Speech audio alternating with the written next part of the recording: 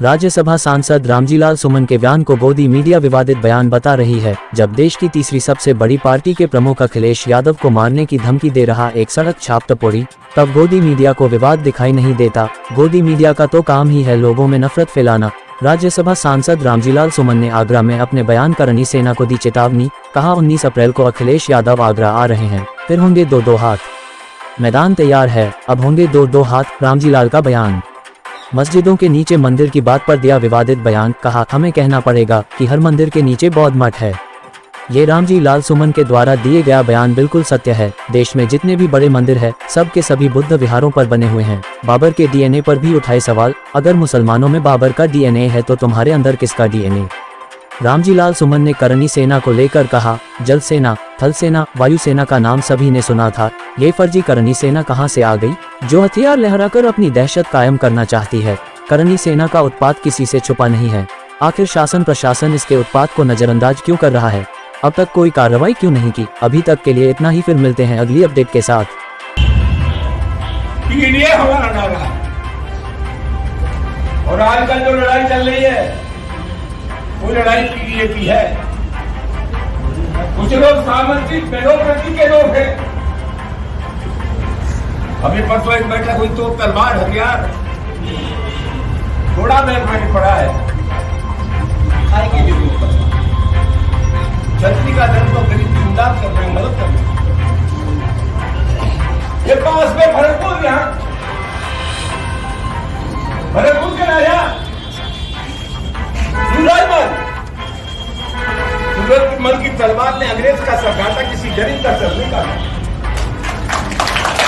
हमने तो 3 सेनाएं पड़ी थी, वायु सेना, थल सेना और जल सेना। अब एक नई सेना पैदा हो गई है। हमारी हाथ जोड़ की प्रार्थना है, चीन ने हमारी जमीन पर कब्जा कर लिया। अरुणाचल प्रदेश को चीन अपने हिस्से में दिखाता है। ये जो रणबापुर है करनी सेना के, हिंदुस्तान की सड़क पर चले जाओ, चीन से हमको बचाओ, वरना तुमसे ज्यादा नकली दुनिया में कोई हो नहीं सकती।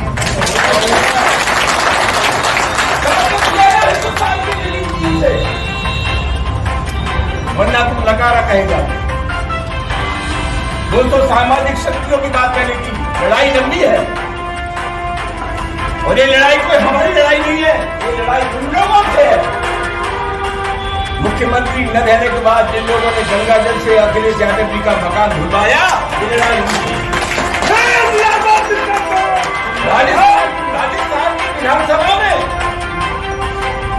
नेता प्रतिपक्ष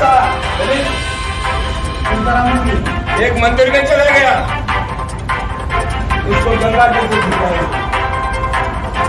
आज ही एक गरीब नौजवान को मार डाला गया। हम चाहते हैं धर्म का झगड़ा हो। ये लड़ाई उन लोगों से है। हिंदुस्तान के मुसलमानों को बाबर की औलाद बताओ। हम कहना चाहते हैं, जब इस देश की दाव पर लगी है, हिंदुस्तान के मुसलमान ने साबित कर दिया है कि देश की मिट्टी से जितनी मोहब्बत हिंदू को है, उससे कम मोहब्बत नहीं।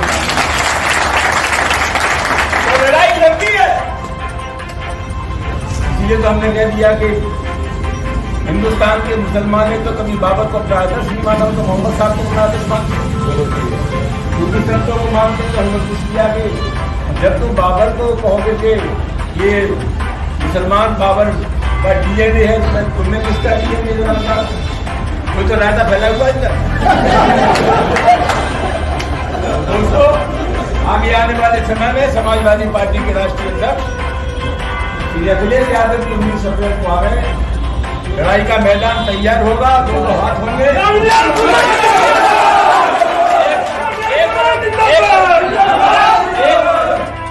10% लोग हैं और दूसरी तरफ सामाजिक न्याय की 90% शक्तियां हैं।